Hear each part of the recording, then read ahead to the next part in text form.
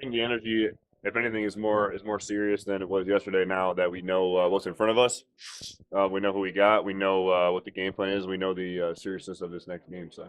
And as far as last night, when the guys started all 35 games and didn't even get on the floor, what did you? I guess what did you know? How do you talk to him about that? And then what do you see as the challenge for him? And obviously, what he's going to do for you guys from the work.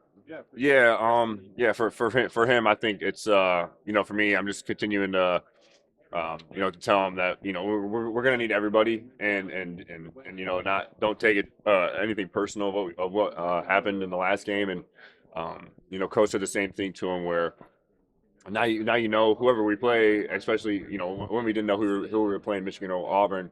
Either way, we're gonna have to have big lineups in there. So we knew that we're gonna have to utilize everybody, and we're gonna need fresh minutes from him too. So. So you've seen on offer that makes it. Um, Everything. I mean, they're there's a reason they're a one seed for sure. They're talented everywhere. They got they're good guards, and specifically for us bigs, Broom is he's a powerhouse down there. He's SEC Player of the Year and Player of the Year candidate. So obviously we have our work cut out with him down low, and just the level of physicality that everyone on their team possesses, whether they're a guard or a big. Just they're a really good all around team. What do you mean to get Izzo's final four? I mean, it'd be a dream come true. That'd be a life-changing moment, memory-making moment. I think that that'd be something that I'd be able to take with me forever, in my future, and then, in the future, I can look back at it on it and say that I was able to do this. So. You're expecting a hostile environment too. Yeah, I think so. With them being pretty close, and also when we were watching the first half of the game yesterday, just kind of feeling that too in there. You could tell there was a lot of Auburn fans in there, but now it's probably going to be even more Auburn fans in there tomorrow. So right now we're just we can't rely on the fans to keep us in it, so we're going to rely on ourselves and our coaches to keep us in it. So. Especially for Darwin here in his hometown. Having him watching him hit that dunk and seeing the reaction from the crowd behind him, how was that for your team? I mean, it's so cool. In the moment, I don't really realize it, but when you go back and look at it and you see clips and all that, it's really cool to see the emotion that everyone plays with, and even the fans, like how much they love the game, how much they love our team, and how passionate they are for Michigan State basketball. It's awesome. Yeah. Now, can you imagine, or could you have imagined this moment when you were playing soccer in Jackson, Michigan, that you would be playing for a chance to get into this all time? No. Yeah, I think when I step back a little bit, and I try not to because I like to stay honed into to what's in front of me. But I feel like there's a little part of me that's that young kid, that wide-eyed kid that doesn't really know what they want to do or if they wanted to play sports when they were out of high school. So for me to kind of look back and see where I've came from in the last 5-6 years, even it's unreal, and it's something that I don't take for granted at all. So. Have you felt the progress, or is it something that's so slow that it's just like kind of chipped away throughout?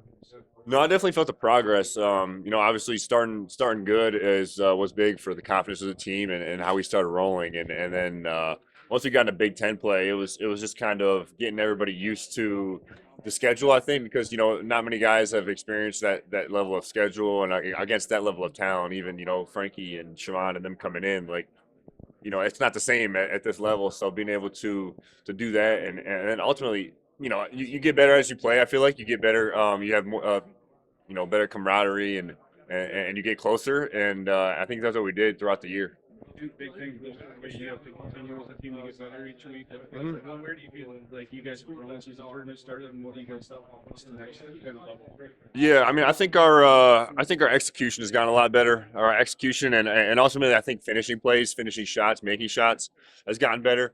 The kind of halfway, we had a little stint halfway in the year, at the beginning of the year, where our offense got really stagnant. It was tough to play in the offense. It was tough to watch the offense back on film and all that. So for us, being able to kind of flow more into our offense and ultimately bring what we do to practice to the game. So. Weird that this is the first game of the play of the year. You're playing your fourth game of the NCAA tournament. Yeah. Small teams that have good guards. Yeah, I think so. I think the last team we got to play big was New Mexico, where they had those two guys. But Yeah, this is a big game for us. I think for everyone on our team because you've constantly got big guys in, and especially for guys like Shaman that um, with him not playing yesterday, it's easy to get down on yourself and all that. But for him and for us, it's important to get him ready and continue to let him know that we're going to need him and we're going to need everybody, especially when we go big. I think he handled it good. I mean, he's a mature player for sure. He's been through stuff like that, so he knew. He knows how to handle it and not take anything personal. We've been through this all year, and for him to go through that and then come out today and have a great attitude and all that, it's amazing, and it's ultimately what helps us. It's going to help us win the game. So. Time you ever faced like a